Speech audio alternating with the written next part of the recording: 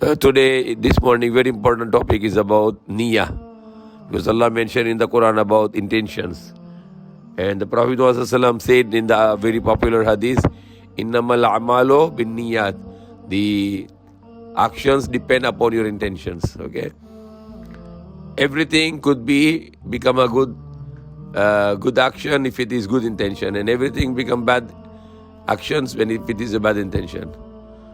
Okay? Example, somebody has a window and he make intention of the leaving open the window that he want to hear the azan in the Fajr. Okay, so his intention to leave open the azan or window is for the azan, so he has a very good intention. So he will get whole night reward of a good action because he leave it open the azan. So Fajr he can hear the azan. But at the same time he's getting air also. He's getting good fresh air. But his intention was to hear the azan, so he will have a reward for that, for his intention. The intention should be purely for Allah. Because if it makes Allah reject it, okay? Allah wants 100% niyyah, intention for Allah. Example, somebody is making fasting and his intention is, I am fasting for Allah and I'm also intention to make a slimming. I want to make a dieting also. I want to get a smart myself. So what is your intention? Double intention. One for Allah and one for... So it's not accepted. When you are fasting, your intention 100% for Allah. I am doing this fasting for Allah subhanahu wa ta'ala. Of course, you will get benefits. That's normal. That's Allah's blessing to get the benefits in this life and in the next life. And for us to get the reward is always all for the next life. Not in this life, because this life is temporary. Next life is forever. Example, here, look at here. If you give charity and you want the public to see you and you want the people, they can praise you, oh, subhanAllah, he's very generous, oh, his heart is so big. And then you feel happy for this, that people are praising you. And you want to do more charity to show off to the people. So what will happen now? What is it now? What you call this action now? You're giving charity to show off to the people. The people can see, oh, this is very generous. It's very big heart. Oh, he's giving too much charity. So what is it? Accepted or rejected? Rejected. Well, Allah will not like it.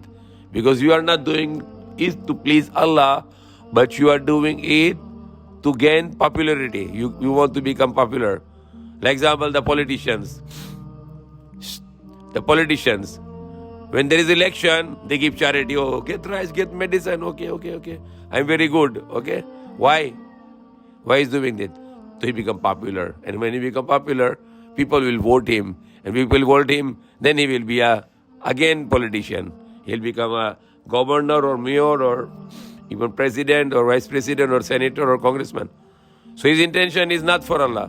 He's giving charity, he's publicizing, showing in the television, printing in the newspaper, showing off in the media that I am generous. So people can believe he is a good heart and then they will vote him. And then they will vote him, so he will get his agenda. So next life he has to go to hellfire because his giving away charity is not for Allah but showing off to the people. So that's very, very... Even sometimes, some people in the West, they want to give charity because they feel happy for this. So they do it for their happiness only. It is not acceptable also. We are doing it for the happiness of Allah, not our happiness. Definitely, when you give charity, you feel happy. Your heart is very happy, but it is not our intention. Because sometimes, when you are not in the good mood, and you don't want to give charity, because you are not in a good mood. Because if you are in a good mood, you want to give charity, so you can have a more good mood and you will have a more better feeling. But it is not regular, because when you are in a bad mood, you will not give charity because you are doing it for your own sake. So that's also not acceptable. Prophet Muhammad ﷺ said, the three kind of people will go to hellfire and they will be the fuel for the hellfire. What are the three kind of people? The three kind of people. The one is the Qari, who recite the Quran, who praise Allah with beautiful sound, and he want to be popular in the people. That he is very good voice, he is a super Qari, he is the greatest Quran reciter, And sometimes they even make competition, like Quran competition. Then they get award number 1, number 2, number 3. That is all shirk. It's all is shirk. Reading Quran for the people to praise, shirk. Charity giving for the sake of the people to people can praise you, or you're afraid that people can insult you if you not give charity. This is also shirk. So the Qari who won't read the book of Allah, and then he will come in the front of Allah on the day of judgment, and then he will ask what he did in the life. Then he said, Allah, I read your book. Day and night I read your book. I read your book to please you. Then it will be said to him, no, you did not read the book of Allah to please Allah, but you read it so people can praise you that you are a very good reader. You are a great Qari. You're a nice Qari. So you got already what your intention. What your intention was praise of the people. So people praised you. So you already got it what was your intention. So now thrown in the hellfire. He will be thrown in the hellfire in the next life. Another person will come on the day of judgment, and he is a rich man and he's generous. He's giving away lots of wealth in the way of to the people. And he will be asked, what did you did in your previous life? And he said, Allah, I give charity for your sake. I give too much charity in your name. And it will be said, no, you did not did it for Allah. You only do it for the people. You did it for the people. So people can praise you that you are generous. And you are very like this and like this kind. So you already got it, what your intention was, to people praise you. You got it now, you have nothing. So he will be thrown in the hellfire. All his life he gives charity, but now he's throwing in the hellfire. And the third person is the person who died in the way of Allah, and people thought he was martyr, shaheed. And shaheed goes to the paradise right away, but he was not shaheed. He will be asked what you did in your life, and he will say, Allah, I fought in your way for the justice, and I was killed and I was martyr. I give my life for you, to bring the justice on the earth, for example. So it will be said, no, you did it so people can call you a brave man. Okay? You did it so people can say you are a brave and you are like this and like this.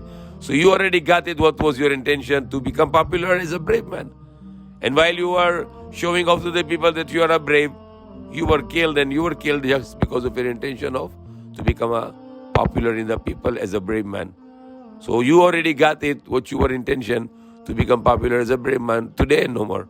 So you will be thrown in the hellfire. So remember, this is a very big lesson. When you are praying, fasting, giving charity, any good action you do, your intention is 100% for Allah. 100% for Allah. No other intention you should have.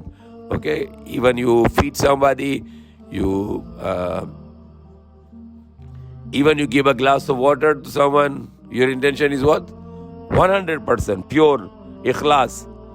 Ikhlas, we call it ikhlas. Ikhlas means pure. 99% is not acceptable. 99.9% is not acceptable. Only 100%. When you do a good action, act of worship or act of charity or fasting or tahajjud or salah or anything, pure for Allah. That is a very, very, very important lesson for today. Because without it, everything is useless. You think that you are making the mountains of good deeds and you present it on the day of judgment so you can save from the hellfire and go to paradise. But this mountain will become zero because intention was not pure for Allah. So do it for Allah. Everything do it for Allah. Example, if children are praying because father is watching, then they are praying for father, not for Allah. But if they are praying for Allah, even father is not watching, they will pray on time because they are doing it for Allah.